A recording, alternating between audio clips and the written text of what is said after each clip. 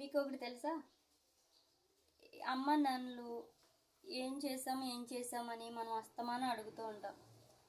మనకి మనల్ని ఒకళ్ళనే కాకుండా మనకి తోడుగా అన్నయ్యనో చెల్లినో అక్కనో ఇలా వాళ్ళు కంటూ ఉంటారు.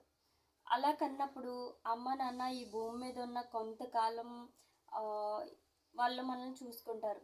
తర్వాత మనం ఒంటరిగా అయిపోకూడదని, మనకి ఏ కష్టం వచ్చినా ఏ బాధ వచ్చినా మనతో పంచుకోవడానికి మనకు తోడుబుట్టిన వాళ్ళని ఇస్తారు. అలా ఇచ్చినప్పుడు ఆ, ఏమిచ్చారు అనుకుంటాం, కానీ నిజంగా మన కష్టాల్లో మన ఆపదల్లో వాళ్ళే ఆదుకుంటారు. అలా ఎంతమందికి జరుగుతుందో తెలియదు, కానీ నేను చాలా విషయాల్లో చాలా మందిని చూశాను. నిజంగా అమ్మ తర్వాత అమ్మలాగా అక్క ఆదుకుంటుంది, అమ్మ తర్వాత అమ్మలాగా చెల్లి ఆదుకుంటారు. ఏ కష్టం వచ్చినా నేనున్నాను అని ముందుకు వస్తారు. అలాంటప్పుడు అనిపిస్తుంది, అమ్మ నాన్నల ఆస్తులు ఇవ్వకపోయినా మంచి ఆప్యాయత కలిగిన అక్కని చెల్లిని, లేదంటే అన్నయ్యని తమ్ముడిని అక్కని ఇలా ఈ బంధాలు ఏర్పరిచి ఈ భూమి మీద వాళ్ళు వెళ్ళిపోయారు. మనం ఆ బంధాలని నిలబెట్టుకోవాలి, కానీ ద్వేషాలతో అసూయలతో స్వార్థాలతో వాళ్ళని దూరం చేసుకోకూడదు. ఎలాగా అంటే, ఇప్పుడు అక్కకి చెల్లికి మంచి లైఫ్ ఉంది, లేదంటే ఇద్దరు అక్కలకి మంచి లైఫ్ ఉంది, చెల్లికి కొంచెం తక్కువ పరిస్థితిలో ఉన్నారు.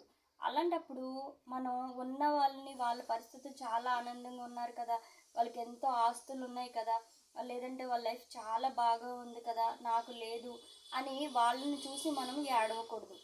వాళ్ళని చూసి మనం ఆనందించాలి.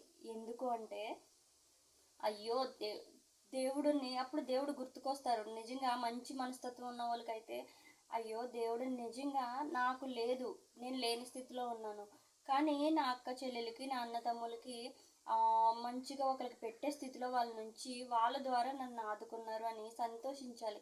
వాళ్ళు ఆ స్థితిలో ఉన్నందుకు వాళ్ళని చూసి ఆనందించగలగాలి. అప్పుడు దేవుడు మనల్ని చూసి గమనింతారు. ఒకళ్ళు మంచిగా ఉన్నప్పుడు మనం ఏడ్చే పద్ధతి కరెక్ట్ కాదు.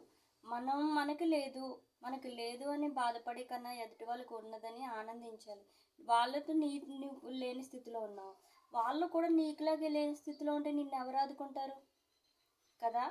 అలాంటప్పుడు నీకు లేదు అని నువ్వు బాధపడే కన్నా ఎదుటి వాళ్ళకి ఉన్నది అని నువ్వు ఆనందపడతావు చూడు, అప్పుడే నీ జీవితం కూడా మారుతుంది.